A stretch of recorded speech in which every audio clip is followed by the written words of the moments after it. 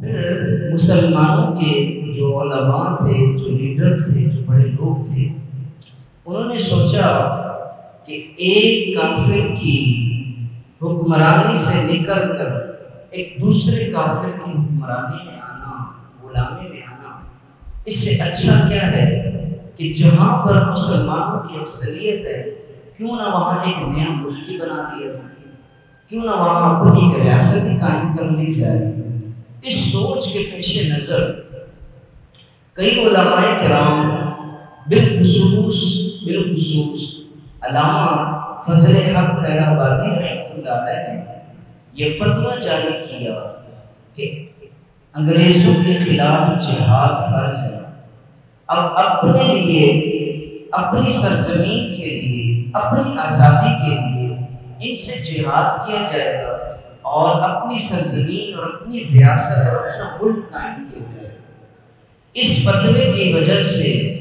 ایک نیا رخ ہو گیا اور لوگ اس کی طرف مائل ہو گئے، ہندو بھی پریشان ہو گئے اور انگریز بھی پریشان ہو گئے، کیونکہ اس دور میں فتوے کی بڑی اہمیت ہوتی تھی۔ فتوے کا آ جانا ایسا ہوتا تھا جیسے کوئی حکومتی آرڈر آ گیا۔ علامہ فضل خیر آبادی رحمۃ اللہ علیہ نے یہ فتویٰ جاری فرمایا۔ اس کے بعد مسلم امہ نے اس کی طرف توجہ دی کہ واقعی ایسا ہے کہ ایک انگریز اور کافر کی حکمرانی اور حکومت سے نکل کر ایک دوسرے کافر کی حکمرانی میں آ جائیں، اس سے بہتر یہ ہے کہ اپنا ملک بنایا جائے۔ یہ تحریک چلی اور علماء کرام نے اس میں کردار ادا کیا اور 1856 میں اعلیٰ حضرت رحمۃ اللہ علیہ کی پیدائش ہوئی اور 1857 میں جنگ آزادی لڑی گئی۔ کہا کہ ہم جنگ کریں گے، ہم جہاد کریں گے، ہم انگریزوں سے اپنی سلطنت اور اپنا ملک لیں گے، اپنا الگ ملک بنائیں گے جہاں پر ہمیں آزادی ہو۔ انگریز آیا، اس نے اپنی حکومت کی،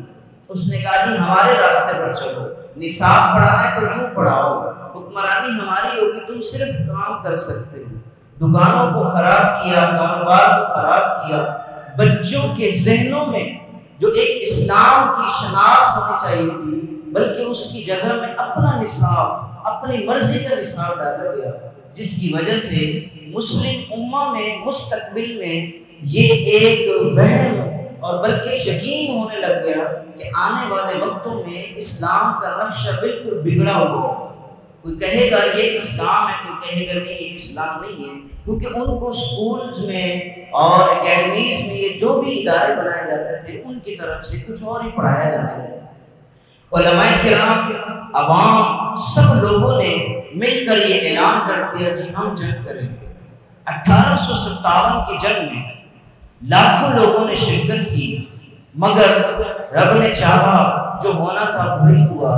مسلمانوں کو شکست ہوئی، مسلمان ہار گئے، جس کی وجہ سے کئی علماء کرام پکڑے گئے، مسلمان پکڑے گئے، ان کو سزائیں دی، کالا پانی کی سزا دی گئی۔ علامہ فضل حق خیر آبادی اور عنایت اللہ کاکوری اور اس طرح بڑے جید علماء کرام کو پکڑا گیا اور سزائیں دی گئی، اور ایسی سخت سزائیں دی گئی کہ ان کے بدن پر مولانا کفایت اللہ کافی رحمۃ اللہ علیہ، بہت بڑے شاعر اور زبردست قسم کے عالم دین، ان کو بھی پکڑا گیا، ان کے جسم پر استریاں گرم کر کے پھیری گئی، اس کے بعد نمک اور مرچیں ڈالی گئی، اور اس کے بعد سخت قسم کا لباس پہنا کر ان کے سروں پر مٹی کے ٹوکرے رکھے گئے، یہاں سے لے کر وہاں تم نے فلانی جگہ پہنچانے ہیں اور پیدل جانا ہے۔ یہ سزائیں دی گئی، جیل کی سزائیں دی گئی۔ اتنی سخت اذیتوں کے باوجود بھی ان علماء کرام نے یہ کہا کہ تم ہماری جان لے لو مگر ہم آزادی کی جنگ سے پیچھے ہٹنے والے نہیں ہیں۔ ہمارا فتویٰ آج بھی قائم ہے، اگرچہ ہم ہٹ گئے ہم پھر میدان لگائیں گے، ہم پھر میدان میں آئیں گے، ہم پیچھے نہیں ہٹیں گے۔ یہ پھر ایک روح پھونکی گئی، ایک دوبارہ ایک جذبہ اور ولولہ آیا، اور پھر 19 کی دہائی میں ایک جوش پیدا ہوا کہ نہیں جی اب تو ہمیں آزادی کی جنگ لڑنی 1906 میں مسلم لیگ وجود میں آئی اور اس وقت قائد اعظم محمد علی جناح رحمۃ اللہ علیہ آپ کانگریس میں شریک تھے لیکن مسلم لیگ میں نہیں تھے۔ مسلمانوں نے اپنی ایک تحریک بنائی کہ کانگریس کے مقابلے میں ہم بھی تحریک بناتے ہیں اور ہم بھی ووٹ اور الیکشن کے ذریعے جتنے امیدوار ہمارے ہوں گے ہمیں بھی ایک ریاست، ہمیں بھی ایک زمین کا ٹکڑا اور ہمیں بھی الگ سے ایک ملک دیا جائے گا جہاں پر ہم سکون کے ساتھ اپنی عبادت کر سکیں۔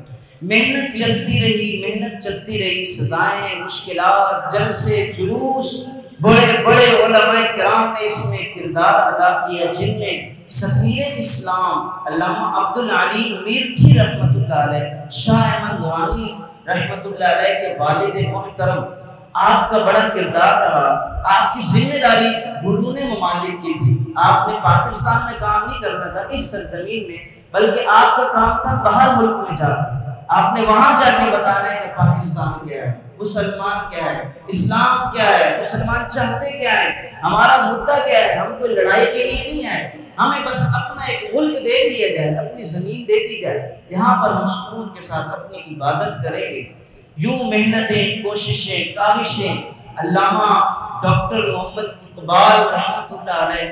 آپ نے اپنے اشعار کے ذریعے، مولانا شاہ احمد رضا خان رحمۃ اللہ علیہ آپ نے اپنی تصنیفات کے ذریعے، قائد اعظم محمد علی جناح رحمۃ اللہ علیہ نے اپنی وکالت اور اپنے اسٹیٹمنٹ اور اپنے بیانات کے ذریعے پیر جماعت علی شاہ صاحب، پیر دیدار علی شاہ صاحب اور پیر آف مالکی شریف، پیر آف سرپوری شریف، یہ سب کے سب پیر امین الحسنات، اور اس میں ایک بہت بڑا نام خواجہ خواجگان خواجہ قمر الدین سیالوی رحمۃ اللہ علیہ، ان سب نے کٹ جوڑ کیا اور کہا ایک بار تو ہم میدان لگایا مگر ہار ہے۔ مسلمان کا شیوا یہ ہے کہ جھپٹنا، پلٹنا، پلٹ کر جھپٹنا، کہ ایک بار ہم جھپٹے پھر پلٹ آئے، مگر پلٹ کر پیچھے نہیں رہ جانا کہ اب ہم کچھ نہیں کر سکتے، بلکہ پلٹ کر لپٹنا پھر جھپٹنا، اور جھپٹ کر پھر یہ کیا ہے کہ لہو گرم رکھنے کا ہے ایک بہانہ۔ ہم تو اپنا لوگ گرم رکھتے ہیں، کہا نہیں، ہم ایک بار پھر میدان سے جائیں گے، پھر تحریکیں بنی، پھر معاملات ہوئے، مختلف قسم کی تحریکیں چلی، تحریک خلافت چلی، سب نے اس میں کردار ادا کیا، اور زبان پر بس ایک ہی نعرہ تھا کہ ہمیں آزادی چاہیے، ہمیں آزادی چاہیے۔ پھر نام تجویز کیا گیا چودھری محمد علی، ان کو خواب میں یہ نام بتایا گیا کہ جو بننے والی ریاست ہے اس کا نام پاکستان رکھا جائے، اور ڈاکٹر اقبال علامہ رحمۃ اللہ علیہ نے اس چیز کو 1928 اور 1930 خطبہ الہ آباد میں اس دو قومی نظریے کو واضح کیا اور کہا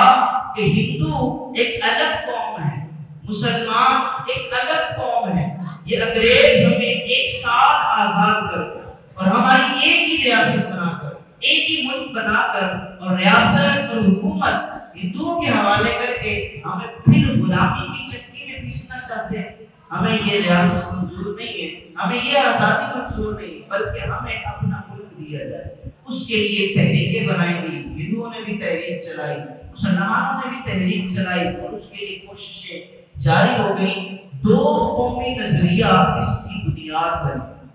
جس کا مفہوم آج کل نارمل معلومات میں نہیں ہوتا۔ دو قومی نظریے کا سادہ سا مفہوم ہے لکم دینکم ولی دین، تمہارا اپنا دین ہے، ہمارا اپنا دین ہے، ہندوؤں کا الگ دین ہے، ہمارا اپنا دین ہے، کافر کافر ہے، مسلمان مسلمان ہے، ہندو ہندو ہے، مسلمان مسلمان ہے۔ دو قومی نظریے کی بنیاد تو 1400 سال پہلے رکھی گئی، یہ چلتا رہا سلسلہ۔ ابو جہل مقابلے میں آیا، وہ بھی مارا گیا، ابو لہب مقابلے میں آیا، وہ بھی مارا گیا، بڑے بڑے ترم خان آئے، سب کے سب چلے گئے، اور اکبر بادشاہ بھی میدان میں آیا، کہا نہیں،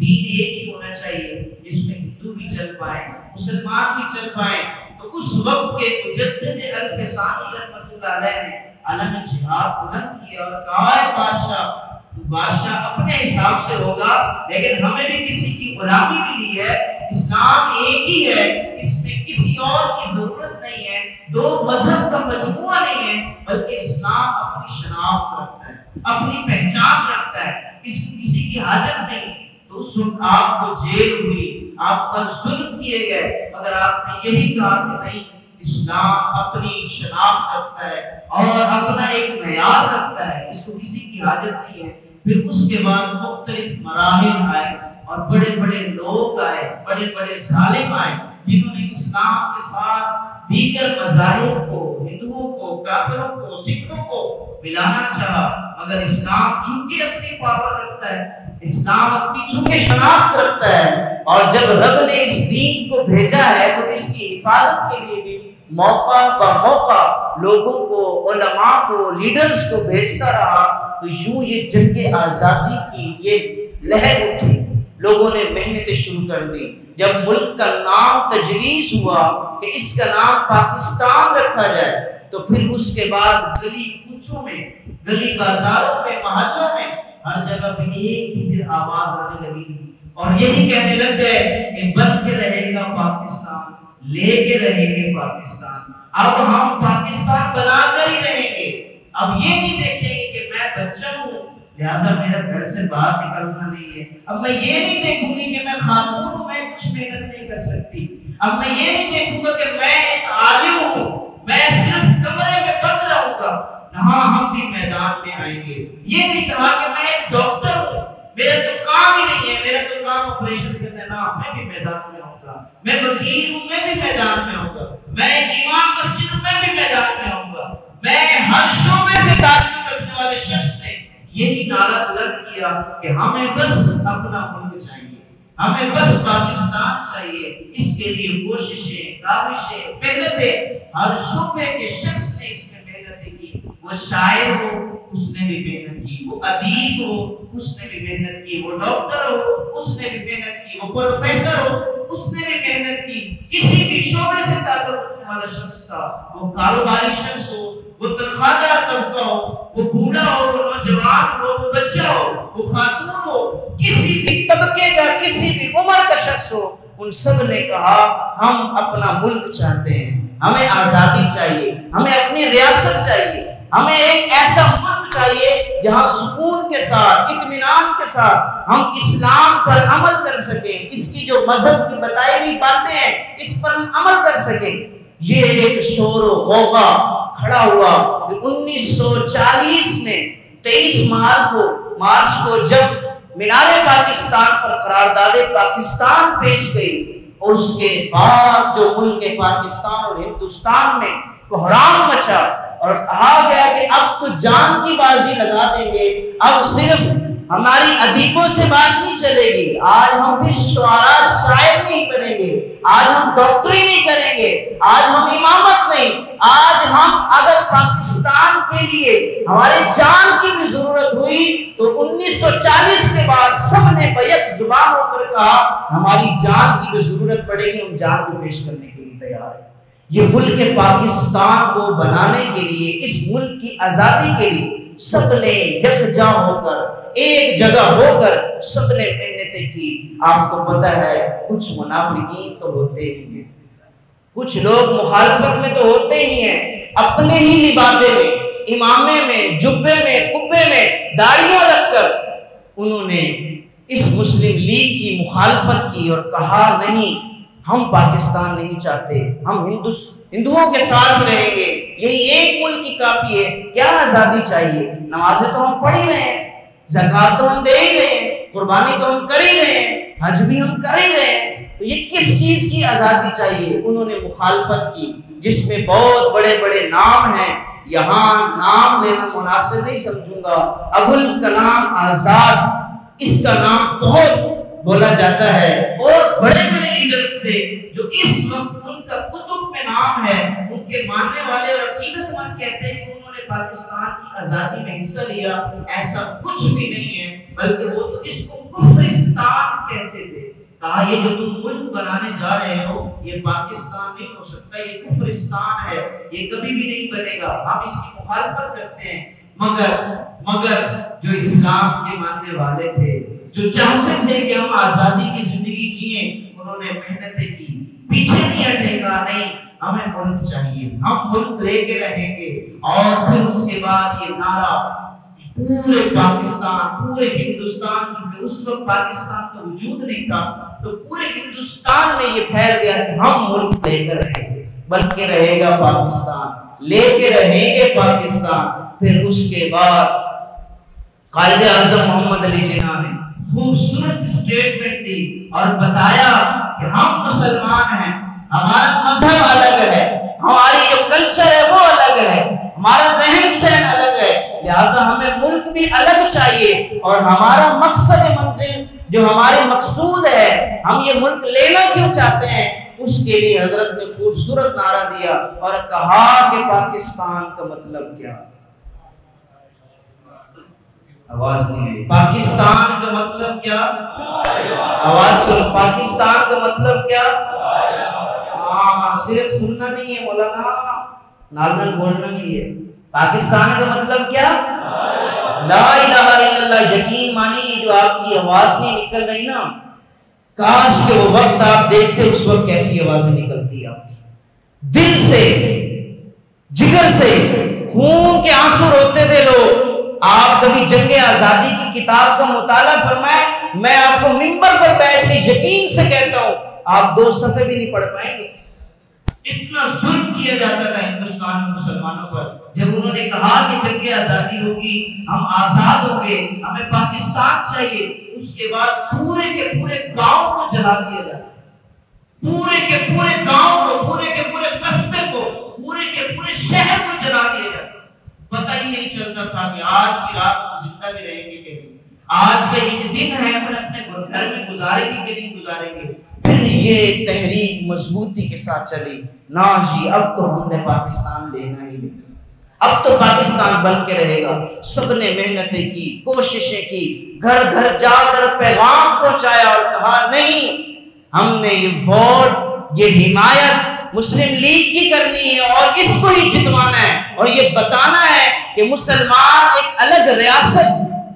اپنا چاہتے ہیں اور الگ سے ملک چاہتے ہیں جس میں یہ آزادی کے ساتھ رہ سکیں۔ تو سب نے یہ پیغام پہنچایا، جس میں بڑا نام، بہت بڑا نام پیر جماعت علی شاہ صاحب رحمۃ اللہ علیہ کا آتا ہے۔ آپ نے فرمایا میرے جتنے بھی فقیر ہیں، میرے جتنے بھی مرید ہیں، سب پر لازم ہے وہ اس کی حمایت کریں۔ سب نے اس کی حمایت کی، بڑے بڑے لوگوں نے اس کی حمایت کی اور کہا اب تو پاکستان ہم بنا کر ہی رہیں گے۔ پھر یہ محنتیں، کوششیں، کاوشیں، سب نے مل کر ایک جا ہو کر سب نے محنتیں کی، اور پھر وہ دن دیکھنا نصیب فرمایا کہ جب ہجری کے اعتبار سے رمضان المبارک چل رہا ہے، مسلمان روزے رکھ رہے ہیں، روزے گزرتے جا رہے ہیں، جیسے ہی 26 رمضان المبارک آتا ہے، رات کو لوگ عبادت کرتے ہیں 27ویں شب کی، شب قدر کی، تو جب صبح ہوتی ہے 14 اگست والے دن اعلان ہوتا ہے کہ پاکستان آزاد ہو گیا ہے۔ سبحان اللہ بول دیجیے، اونچی آواز سے سبحان اللہ بول دیجیے، اونچی آواز سے سبحان اللہ بول دیجیے۔ اللہ کے بندوں، پاکستان کی آزادی کا جب یہ نعرہ ہوا تو وہ جو جوش تھا، وہ جو ولولہ تھا، کہا سبحان اللہ، اب ہم نماز آزادی کے ساتھ پڑھیں گے، اب ہم عبادت اپنی مرضی سے کریں گے، اب ہم جو عبادتیں ہیں، رب کو سجدہ کرنا ہے، راتوں کی عبادت ہے، دن کی عبادت ہے، اب ہم آزادی کے ساتھ کریں گے۔ تو اتنی خوشی پھیلی، اتنا خوشی کا یہ موقع بنا۔ پھر اس کے بعد مسلمانوں کی جو جماعت تھی ہجرت کرنے والی، تاریخ کی کتابوں میں لکھا ہے تقریباً کم و بیش ہو سکتا ہے اوپر نیچے 2 کروڑ مسلمانوں نے ہجرت کی، اور مدینہ کی ریاست میں ایک ہجرت اسلام کے لیے ہوئی، اور اسلام کے لیے جو دوسری ہجرت کی گئی وہ پاکستان کی طرف لوگوں نے ہجرت کی، اور اسلام کے لیے سب سے بڑی جو ہجرت کی گئی وہ ہندوستان سے پاکستان کی طرف لوگ آئے تھے، اور تقریباً اس میں شہداء کی جو تعداد بتائی جاتی ہے 30 سے 50 لاکھ کے درمیان لوگوں نے اپنی جانوں کے نذرانے پیش کیے۔ یہ معمولی جیسے نہیں کہ صبح اٹھے پتہ چلا کہ پاکستان آزاد ہو گیا، اس کے پیچھے پوری محنت ہے۔ 1857 کی جنگ اور پھر 1947 کو پاکستان آزاد ہو رہے۔ آپ کیا سمجھتے ہیں اس میں آسانیاں رہی ہوگی؟ اس میں سکون ملا ہوگا، اطمینان سے سوتے رہے ہوں گے؟ جب مخالفین کے سامنے ہم ڈٹ جائیں اور انہی کی حکومت ہو، وہ انہی کی چلتی ہو، پھر اس کے سامنے سکون سے رہنے لیں گے؟ کہاں عید سکون سے پڑھی جاتی تھی، ایسا ممکن نہیں ہوتا تھا۔ جمعۃ المبارک کی ادائیگی اس میں سکون سے نہیں ادا کرنے دی جاتی تھی، کبھی بھی کچھ ہو سکتا ہے، آ کے حملہ کر سکتے ہیں، آ کے آگ لگا سکتے ہیں، ماں بہنوں کی عزتوں کو لوٹا جاتا تھا، اٹھا کے لے جاتے تھے۔ اور آج بھی اتنا عرصہ گزرنے کے باوجود بھی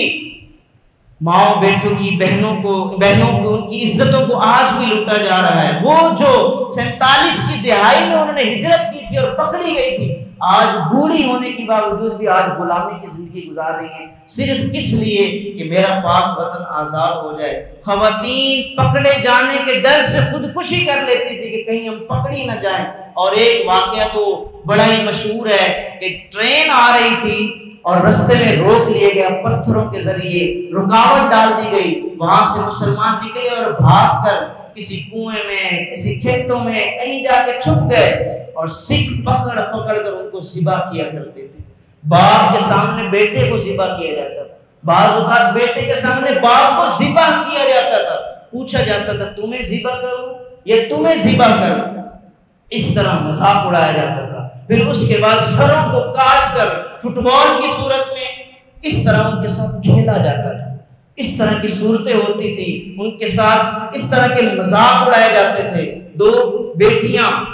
اور ایک والد کی کہانی تو بڑی تاریخ میں مشہور ہے، سنی بھی ہوگی کہ جب وہ چھپی، پتہ چلا کہ آنے والی ہیں، اور انہوں نے کہا کہ ابا حضور آپ ہی ہماری گردن پر تلوار چلا دیجیے، اس سے پہلے کہ یہ ہمیں پکڑیں اور ہمارے ساتھ بدفعلی کریں، ہم ان کی غلامی میں جائیں، اس سے بہتر یہ کہ آپ ہی ہمارا گلا کاٹ دیں۔ اتنی محنتوں اور کوششوں کے ساتھ یہ پاک وطن بنا۔ ایک شخص کی کہانی بڑی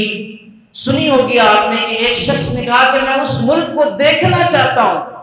کہ جس ملک کی خاطر ہم نے اتنی محنتیں اور کوششیں کی ہیں، اے مالک مجھے ملک دکھا دے، چاہے چند سانسیں ہی مل جائیں۔ وہ شخص آتا رہا، چھپتا چھپاتا، زخمی ہوتا، اس کے پاؤں میں بھی زخم، اس کے پاؤں میں بھی شل ہو گیا، ہاتھوں میں بھی زخم۔ جیسے ہی واگا بارڈر سے آگے اس نے کراس کیا، پاکستان میں پہنچا،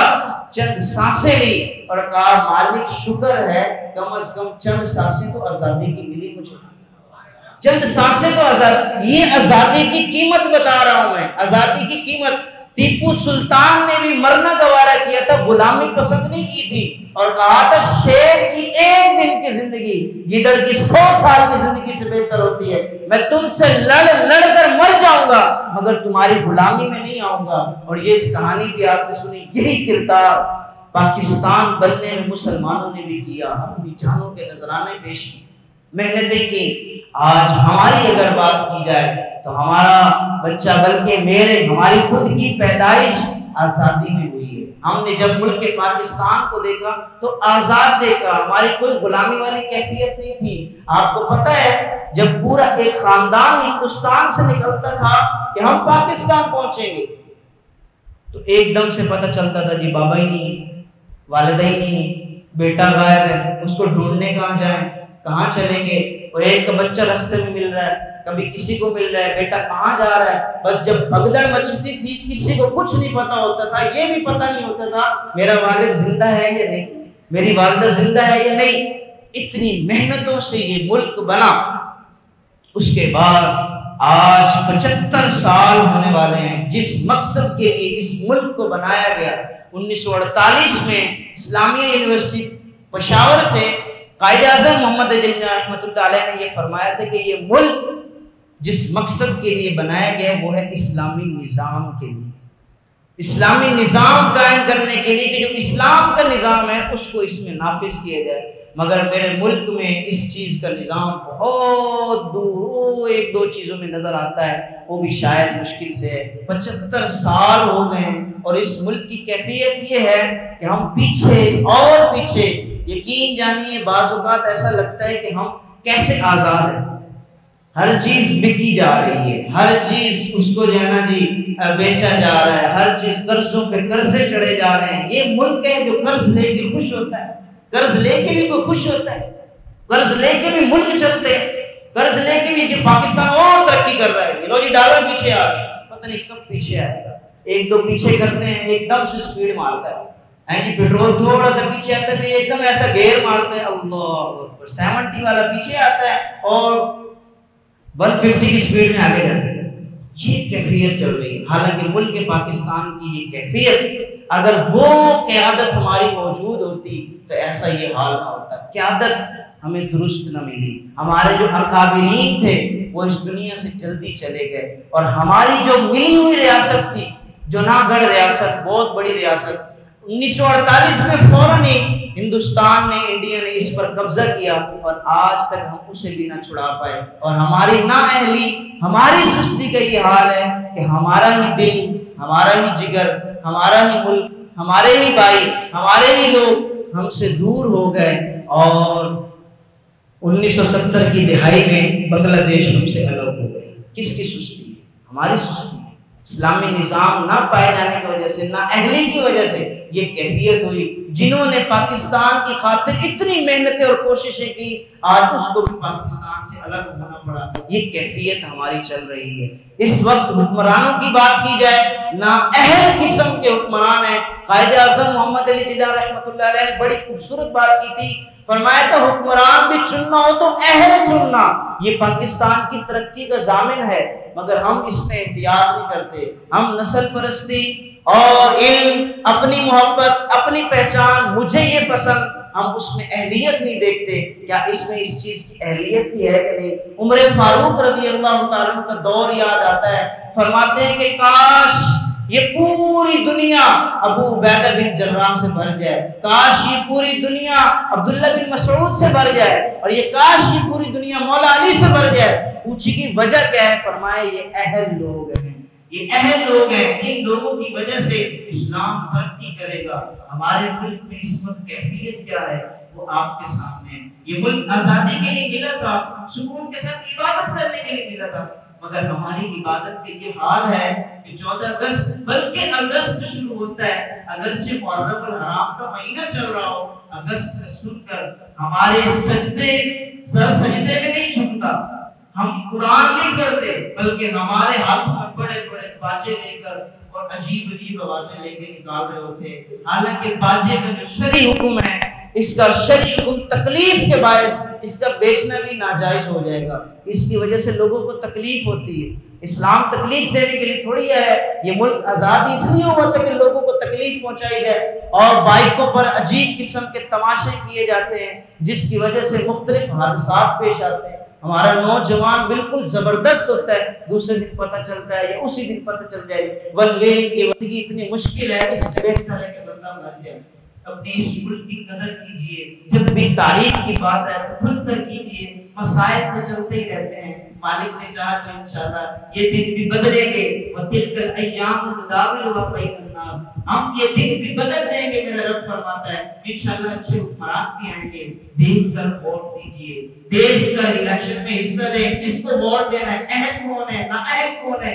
ہمیں پتہ ہے۔ 70 سال سے وہی رولز بنا کے صحیح ہو کے آ رہے ہوتے ہیں، بس کاپی پیسٹ ہو رہے ہوتے ہیں، اوپر سے رنگ بدل جاتا ہے، بندہ بدل جاتا ہے، منہ پہ ہاتھ میں تسبیح آ جاتی ہے، خون کیسے سیدھا ہو جاتا ہے۔ ہم بھی بڑے بھولے لوگ ہیں، قرآن کی 2 آیتیں پڑھ دیتا ہے سامنے والا، کسی صحابی کا نام لے دیتا ہے، ہم بھی پاگل ہو جاتے ہیں، اس کا بیک گراؤنڈ پیچھے، اس کی سازشیں، اس کی اصل حرکتیں کیا ہے، ہم اس کو نہیں دیکھتے، اور ہم کہتے ہیں کہ ہم نے بڑا مہان کام کیا ہے، اور اس ظالم اور جابر کی خاطر اپنے بھائی کو، اپنے گھر والوں کو، اپنے دوستوں کو، اپنے اہل خانہ کو چھوڑ دیتے ہیں۔ یہ درست نہیں ہے۔ اپنا خیال رکھیے، اہتمام کریے، اس ملک کے ساتھ محبت کیجیے۔ اللہ تعالیٰ ہم سب کو عمل کی توفیق عطا فرمائے۔ وآخر دعوانا الحمد للہ رب العالمین۔